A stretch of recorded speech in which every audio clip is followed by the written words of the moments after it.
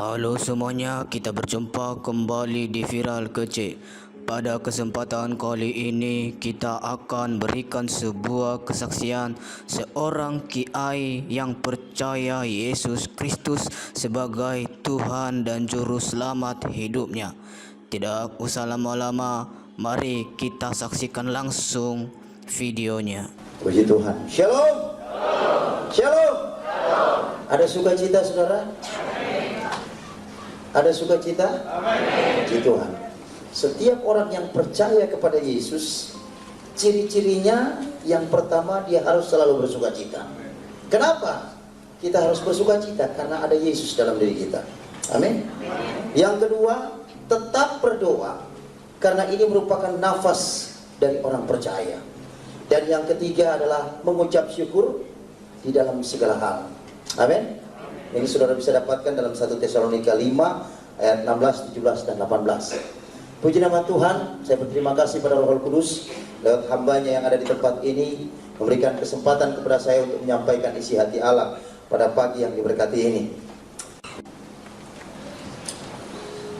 Ada pepatah mengatakan tak kenal maka tak sayang. Izinkan saya perkenalkan terlebih dahulu nama asli dari mana.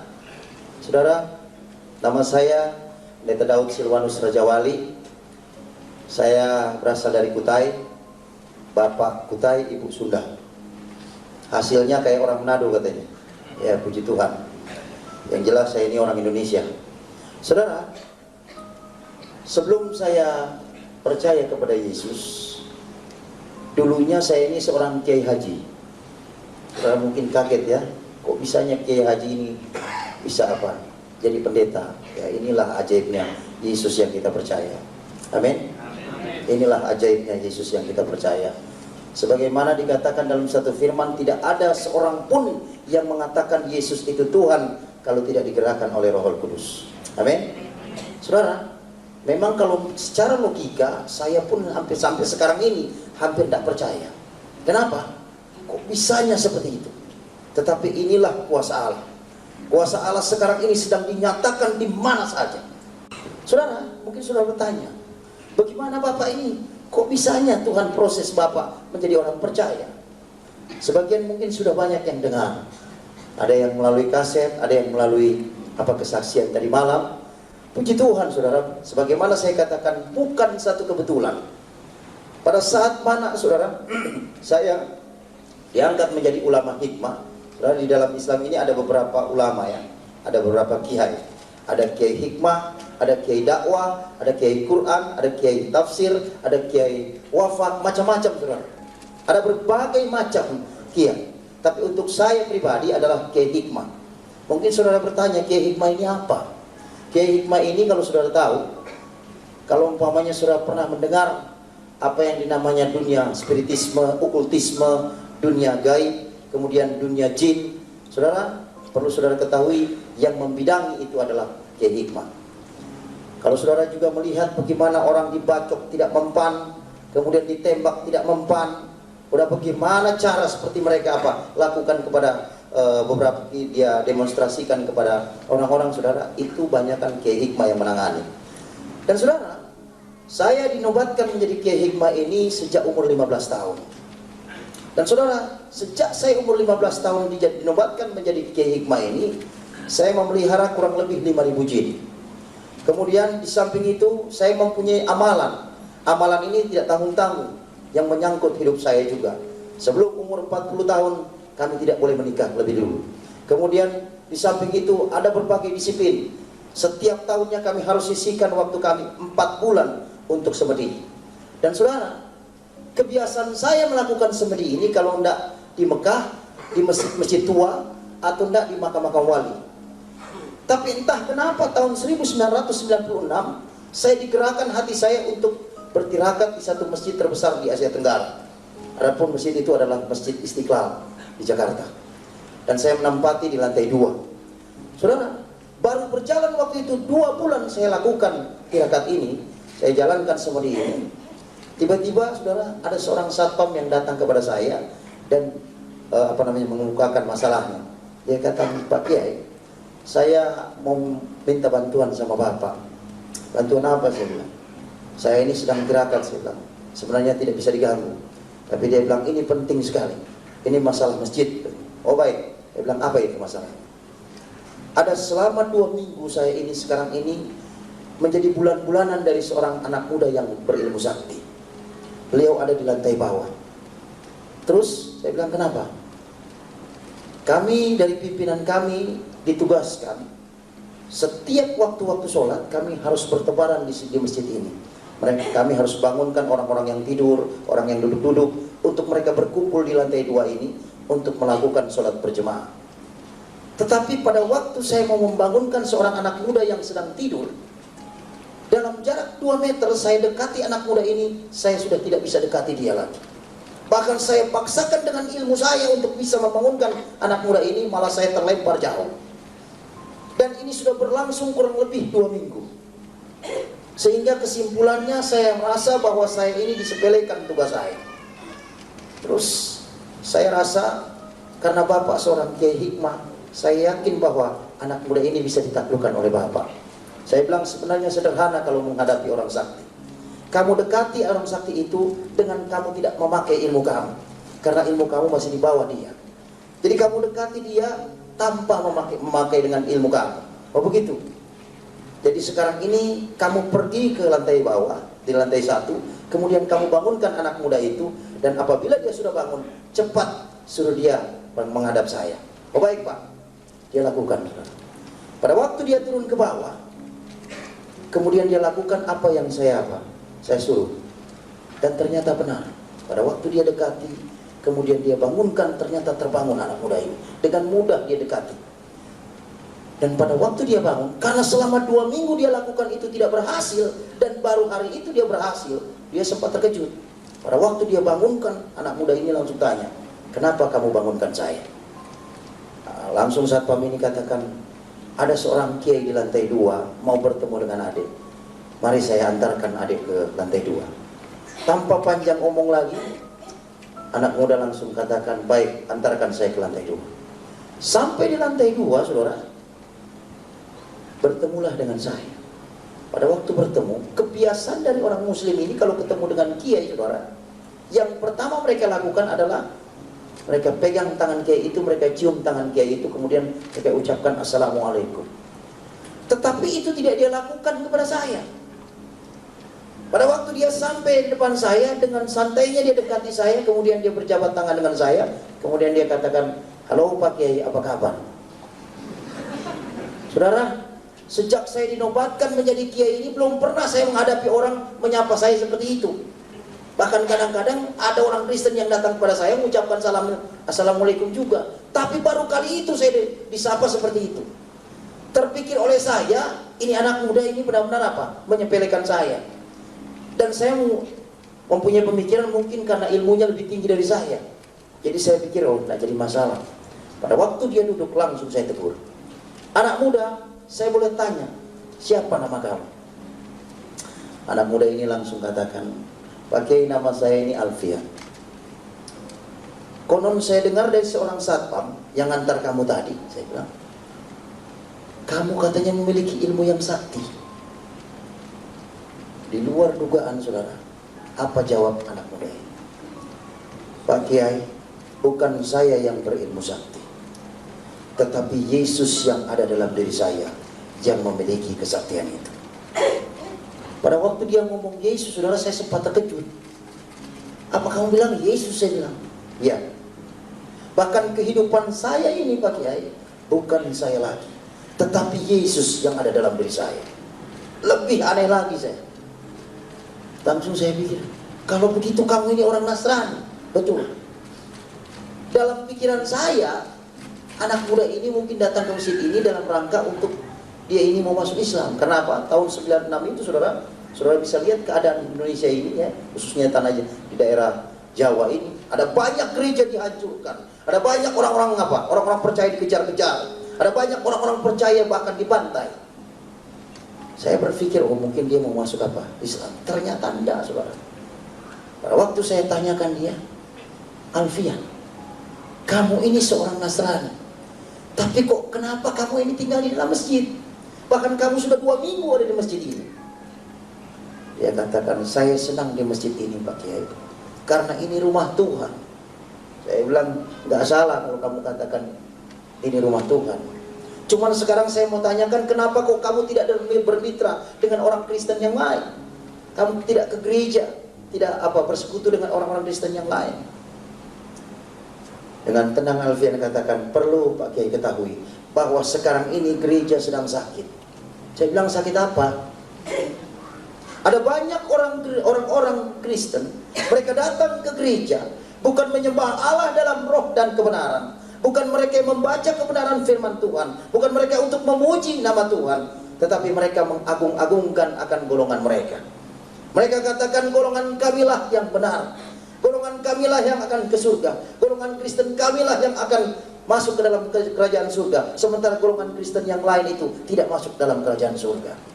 Padahal mereka itu adalah satu kesatuan tubuh Kristus. Mendengar seperti itu, langsung saya tanyakan lagi, bagaimana dengan kamu? Untuk saya pribadi Pak, saya tidak perlu khawatir, karena di dalam diri saya ada Yesus. Saudara, setiap kali dia ngomong, selalu tidak pernah dia tidak selipkan Yesus. Sehingga membuat saya bertanya, saya pikir, siapa ini Yesus ini? Langsung saya tanyakan kepada Alfian, Alfian, dari tadi kamu selalu mengalaskan Yesus, selalu Yesus. Sebenarnya Yesus itu siapa sih? Apa Alfian katakan? Bapak ingin dengarkan apa Yesus ini? Oh ya, saya bilang. Tidak tanggung-tanggung, dia saksikan Yesus itu dari jam 4 sore sampai jam 10 malam. Dia saksikan dengan begitu berapi-api mengenai Yesus ini. Herannya, dari jam 4 sore sampai jam 10 malam itu, mulut saya ini terkatup hanya mendengarkan kesaksian dia. Dan saudara, setiap dia bagikan nama Yesus, ada kurang lebih 148 ilmu yang ada dalam diri saya, satu persatu hilang kuasanya. Pada waktu dia sudah jam 10 malam dia saksikan mengenai Yesus itu, sempat terhenti sejenak. Langsung saya angkat bicara, saya bilang, Alfian, tunggu sebentar. Kamu ini menyaksikan Yesus begitu berani, dan kamu menyaksikan Yesus ini bukan di gereja ini, saya bilang. Ini dalam masjid, saya bilang. Bagaimana bisa jadi kamu seberani ini? Dia bilang, inilah yang diinginkan oleh Yesus yang ada dalam diri saya. Saya harus saksikan Yesus itu kepada Bapa. Saat itu sempat saya agak sedikit marah saudara, karena dia begitu tegas menunjuk kepada saya. Saya bilang, baik, kalau kamu katakan seperti itu, sekarang ini kamu akan saya tahan di tempat ini. Saya akan tes Yesus yang ada dalam diri kamu, dengan satu catatan. Apabila Yesus yang ada dalam diri kamu kalah dengan ilmu saya, maka besok juga kamu harus ucapkan 2 kalimat syahadat, dan kamu harus ikut sholat subuh berjemaah bersama saya di lantai 2 ini. Kamu siap terima tantangan saya? Alfian dengan tenang dia katakan, kalau itu yang diinginkan oleh Yesus yang ada dalam diri saya, maka saya akan terima tantangan Bapak di dalam nama Yesus. Hilang lagi ilmu satu. Saat seperti itu, saya sempat sadari bahwa di dalam nama Yesus ada kuasa. Saya sempat berpikir, luar biasa ini anak muda ini. Anak muda itu kurang lebih umurnya sekitar 25 tahun. Dia tahu persis bahwa Yesus ada di pihak dia. Dia tahu persis kapasitas Yesus yang dia percaya. Dan pada saat itu langsung saya bilang, baik, kalau kamu memang berani menerima tantangan saya, sekarang juga saya persilakan kamu untuk mempersiapkan diri. Ada mungkin ritual yang kamu harus lakukan untuk mempersiapkan dalam pertandingan ini, saya juga akan mempersiapkan diri. Saudara, pada waktu saya sementara mempersiapkan diri, kurang lebih hampir 2 jam saya persiapkan diri saya dengan berbagai ritual yang saya lakukan. Yang saya lihat, Alfian ini tenang-tenang saja. Tidak ada satu reaksi apapun yang dia lakukan. Sepengetahuan saya, biasanya kalau orang Kristen mau persiapan, paling tidak berhubungan dengan Tuhan dengan berdoa. Kadang-kadang mungkin bertelut, kemudian lipat tangan, tutup mata. Tapi ini dia tidak lakukan sama sekali. Dia duduk dengan tenang. Sehingga membuat saya penasaran. Saya langsung tinggalkan sejenak. Saya punya persiapan. Saya dekati dia. Alfian, boleh saya tanya sebentar? Oh boleh Pak, silakan. Ini saya hampir 2 jam mempersiapkan diri. Tapi yang saya lihat kok kamu tenang-tenang saja. Alfian dengan senyum dia katakan, Bapak ini mau lawan saya atau mau lawan Yesus yang ada dalam diri saya? Iya, saya bilang saya akan lawan Yesus yang ada dalam diri kamu. Tapi paling tidak kamu harus ada persiapan. Dia bilang, kalau itu yang Bapak mau, maka saya persilakan biarlah Yesus yang berperang ganti saya. Dan saya cukup diam saja. Belakangan saya tahu setelah saya jadi hamba Tuhan, ini firman Tuhan, saudara. Pada waktu dia katakan seperti itu, saya udah gak bisa ngomong, saudara. Saya bilang, oke, silahkan teruskan kamu punya apa? Persiapan. Saya juga akan rampungkan. Sempat terpikir oleh saya, beberapa kali dia pekikan nama Yesus, ilmu saya hilang satu persatu. Saya bilang, ini perlu bantuan, saya bilang. Saat itu langsung saya panggil jin yang saya pelihara. Saat itu saya bilang, jin, sini dulu. Saya mendapat satu musuh yang tidak tanggung-tanggung. Masih muda. Yang herannya setiap dia pekikan nama Yesus, ilmu saya hilang satu persatu. Bahkan entah berapa ilmu yang sudah hilang. Dan saudara perlu ketahui, untuk mendapatkan ilmu ini bukan gampang, saudara. Satu ilmu saja, taruhannya hampir mati dan hidup. Kadang harus dikubur 3 hari 3 malam dengan hanya selang apa? Ke atas satu selang ke atas, saudara, melalui mulut. Kadang kita harus berendam di air selama 1 minggu. Itu kalau fisiknya tidak kuat, salah-salah bisa gila. Tapi herannya, saudara, ilmu yang sudah begitu susah saya dapatkan hanya dalam nama Yesus. Takluk. Saudara bisa bayangkan bagaimana kuasa nama Yesus ini. Dan saat itu langsung saya bilang, bagaimana saya harus hadapi dia. Ternyata jin ini sudah mengantisipasi selama 2 minggu kedatangan dari Alfian ini. Dia katakan, Pak Kiai, waktu dia datang ke masjid ini, kedatangannya saja tidak diketahui, tiba-tiba sudah ada di tempat ini. Lebih herannya lagi, seorang satpam yang mau dengan tulus mau membangunkan dia sholat, dalam jarak 2 meter sudah terlempar. Itu dia dalam keadaan tidur. Kami pikirkan kalau umpamanya dia melek lebih parah lagi nantinya. Lalu bagaimana saya bilang harus hadapi dia? Apa dia katakan? Waktu itu Bapak tidak memberikan mandat kepada kami. Tapi kalau Bapak memberikan mandat kepada kami untuk menghancurkan Yesus yang ada dalam diri Alfian ini, terlalu kecil. Karena kami armadanya kurang lebih 5.000. Oh baik, sekarang ini saya andalkan kamu. Karena selama ini saya andalkan kamu, tidak pernah saya kecewa. Maka sekarang ini saya andalkan kamu. Apa syarat? Syaratnya adalah Bapak harus tidur dan anak muda itu harus tidur. Dan kami akan lawan Yesus yang ada dalam dirinya. Oh begitu? Baik. Saya langsung pergi ke anak muda ini, kemudian saya bilang, Alfian, ada aturan main dalam pertandingan ini. Kamu harus tidur dan saya juga harus tidur. Dan Yesus yang ada dalam diri kamu akan berperang dengan ilmu saya. Kamu siap menerima ini aturan main ini? Dengan tenang dia katakan, kalau itu yang Yesus inginkan dalam pertandingan ini, maka saya terima dalam nama Yesus. Hilang lagi satu, saudara. Saudara, saat itu saya benar-benar sedikit gentar, saudara.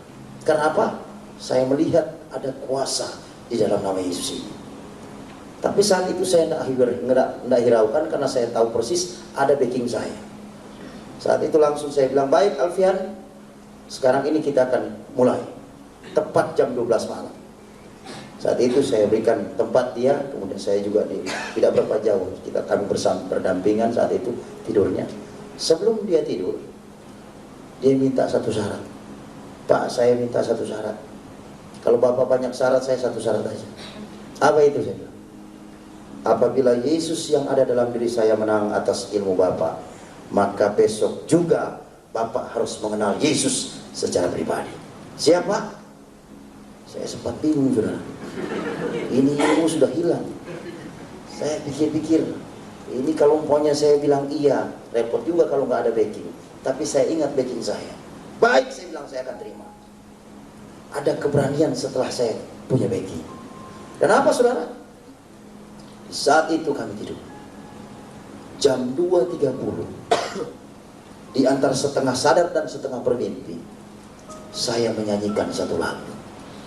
Saudara, yang namanya Kiai Hikmah ini banyak aturannya. Jangankan sampai nyanyi, bersiul saja sudah haram hukumnya, apalagi nyanyi. Apalagi nari-nari, saudara. Waduh, lebih parah lagi itu, lebih haram lagi itu. Tapi justru itulah yang saya lakukan. Roh Kudus bekerja secara dahsyat dan ajaib di dalam hati saya saat itu. Kemudian dia wujudkan lewat pujian. Saat itu saya menyanyikan satu lagu. Lagu itu belum pernah saya dengar, saudara. Yang namanya kenal dengan orang Kristen aja termasuk tabu. Malah saya nyanyikan satu lagu. Lagu ini mungkin bagi saudara biasa, tapi bagi saya lagu ini luar biasa. Lagunya adalah Allah kuasa melakukan segala perkara. Saya nyanyikan lagu itu dari awal sampai akhir tanpa salah. Dan saya rasakan ada roh damai sejahtera merasuk dalam diri saya. Pada waktu roh damai sejahtera itu masuk dalam diri saya, langsung saya terkejut. Pada waktu saya terkejut, langsung saya ucapkan, astagfirullahaladzim, ada apa dalam diri saya ini? Kok bisanya saya nyanyi? Dan saat itu saya ambil mantra-mantra saya untuk saya keluarkan roh damai sejahtera itu. Karena roh damai sejahtera yang masuk dalam diri saya itu termasuk asing. Karena untuk orang-orang yang memiliki ilmu-ilmu kanuragan, jarang sekali ada damai sejahtera. Yang ada selalu waspada. Mau apa? Jangan-jangan ada musuh. Jadi saat itu saya bergumul untuk mengeluarkan roh damai sejahtera itu.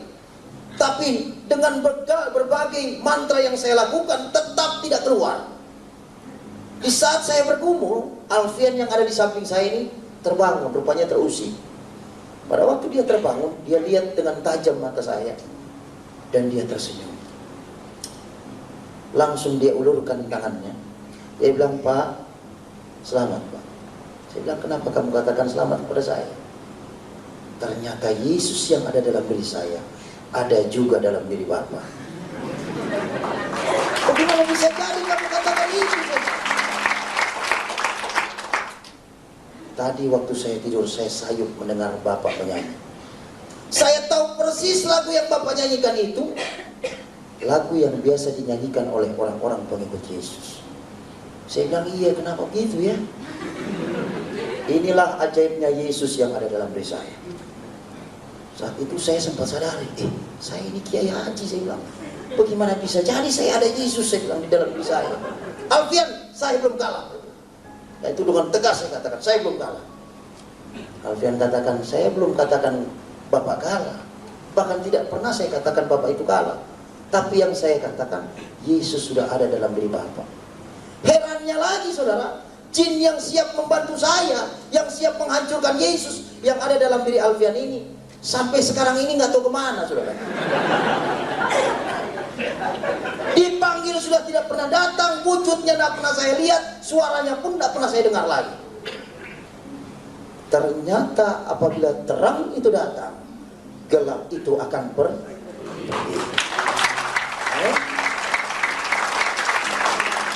Ada banyak orang tidak mengerti masalah ini. Sudah Yesus masuk dalam dirinya, selalu katakan, saya ini masih begini. Wah, saudara, ini nggak ngerti namanya. Amin. Di mana 2-3 orang berkumpul atas nama Tuhan, Dia ada di sini. Tidak ada kuasa kegelapan yang bisa tahan apa di hadapan hadirat Allah. Amin. Saat itu tetap saya tidak bisa terima, saudara. Saya bilang, Alfian, kamu tahu saya ini seorang pemimpin umat. Bagaimana bisa jadi kamu katakan seperti ini? Ya, saya bilang, kalau Yesus sudah ada dalam diri Bapa, Dia sudah berkenan dalam hidup Bapa, Dia tidak akan keluar sampai kapanpun. Lebih bingung lagi saya. Saya bilang, ini gimana kalau begini? Tapi tetap saya tidak bisa terima. Di saat mana setiap kali saya bergumul terus untuk mengeluarkan roh damai sejahtera itu, tepat jam 4.30, setengah 5, azan subuh berkumandang. Saya bilang, Alfian, saya langsung potong cerita. Saya bilang, Alfian, sekarang ini udah sholat subuh, saya bilang. Saya harus pimpin sholat subuh di tempat ini. Kamu mau ikut atau enggak? Alfian katakan, tinggalkan saya di tempat ini bersama dengan Yesus. Silakan kalau Bapak mau memimpin sholat subuh. Saat itu langsung saya bergegas meninggalkan dia, dan saya memimpin sholat subuh. Karena mujizat pertama saya abaikan, mujizat kedua Tuhan kerjakan. Tidak tanggung-tanggung ini, saudara. Pada waktu saya memimpin sholat subuh, kebiasaan kami di akhir dari sholat subuh, di akhir dari setiap sholat, itu kami mengucapkan 2 kalimat syahadat. Dan sejak saya waktu kecil sampai saya umur 34 waktu itu, yang namanya mengucapkan 2 kalimat syahadat itu belum pernah salah, saudara. Tapi tanggal 10 Oktober tahun 1996, jam 5.30, setengah 6, saya ucapkan syahadat ini yang lain daripada lain, saudara. Syahadat yang luar biasa. Yang saya ucapkan seperti ini. Asyhadu alla ilaha illallah wa Isa ruhullah. Aku bersaksi bahwa tidak Tuhan selain Allah. Isa adalah rohnya Allah. Saya bilang, ini salah. Saya langsung apa? Saya ulangi lagi. 2 kali tetap seperti itu. 3 kali tetap seperti itu. Sampai 7 kali tetap seperti itu. Saya bilang, bagaimana bisa jadi seperti ini? Saya ulangi sekali lagi, tetap seperti itu. Sampai jemaat yang di belakang sudah mulai bingung.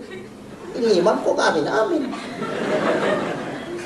Karena lisan itu, saudara, kami ucapkan secara perlahan, tidak terdengar dengan orang di belakangnya. Jadi hanya kami dengan Tuhan yang tahu.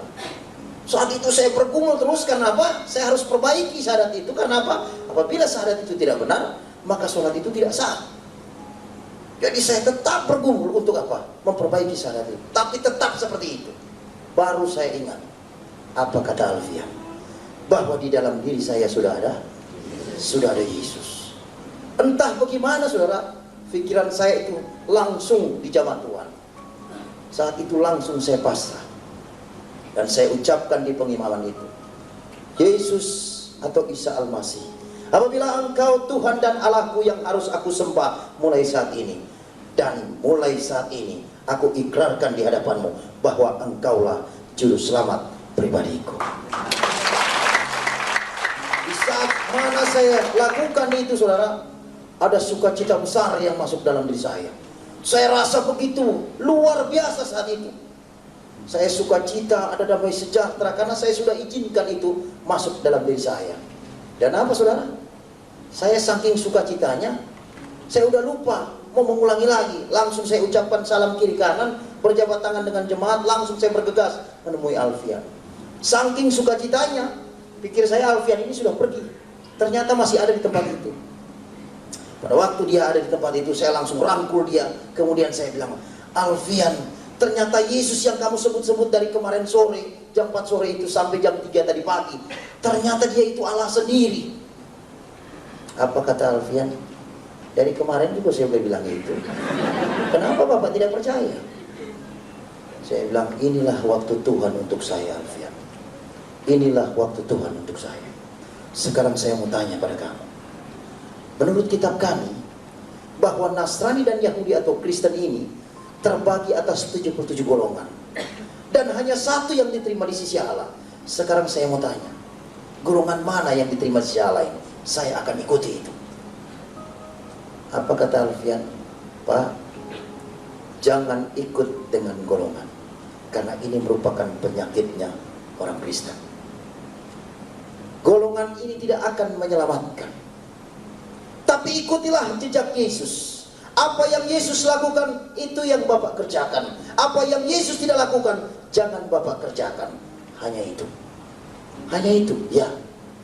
Tepat jam 7 pagi, saat itu Alfian mohon pamit. Dia katakan, Pak, sekarang ini semuanya sudah selesai. Ya, saya bilang sudah selesai. Saya sekarang ini mohon pamit. Saat itu langsung saya antarkan dia ke gerbang. Dan herannya, saudara, sejak jam 4 sore sampai jam 7 pagi itu, tidak terpikir oleh saya, tanya dia alamatnya di mana, asli dari mana, orang tuanya di mana, keluarganya di mana, tidak pernah saya tanya.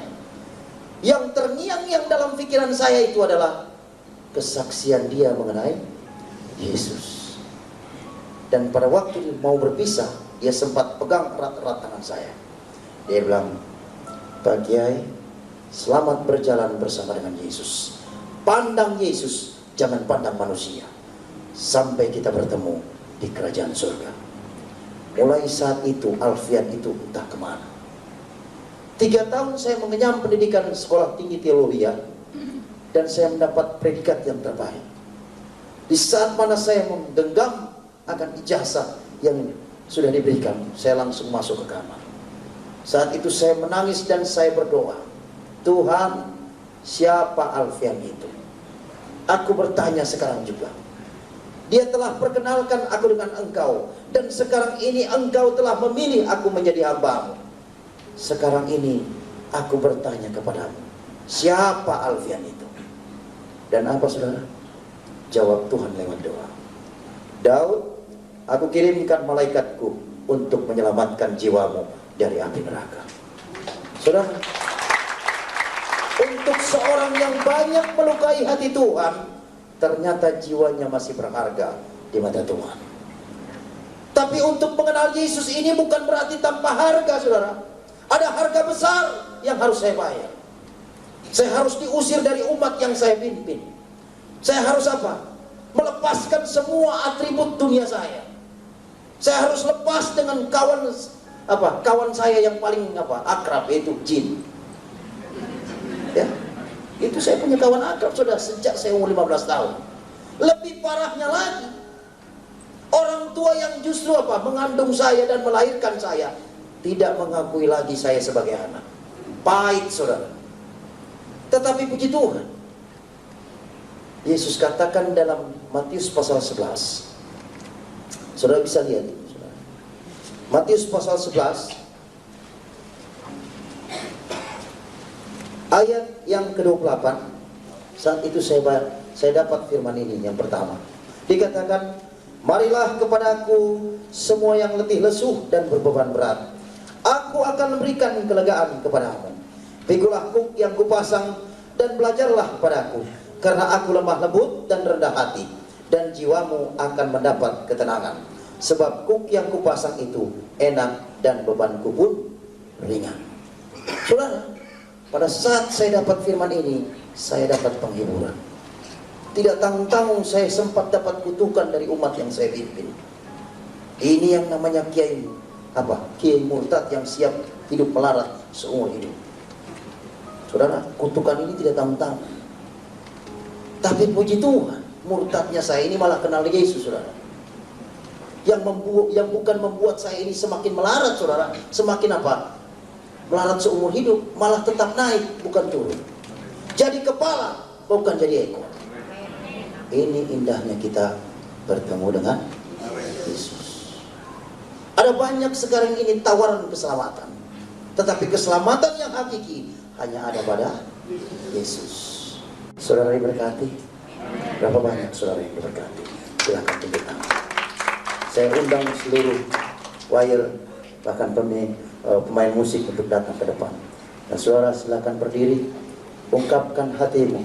Apabila saudara mempunyai masalah, mempunyai sakit yang tidak bisa disembuhkan, mempunyai masalah di dalam usahamu, mempunyai masalah dalam keluargamu, bawa di kaki Tuhan. Saat ini dia menunggu saudara untuk dia jamah. Biarkan dirimu dijamah Tuhan, agar mana engkau diubahkan hidupmu menjadi manusia baru. Kita angkat satu lagu. Yesus kuasa melakukan segala perkara.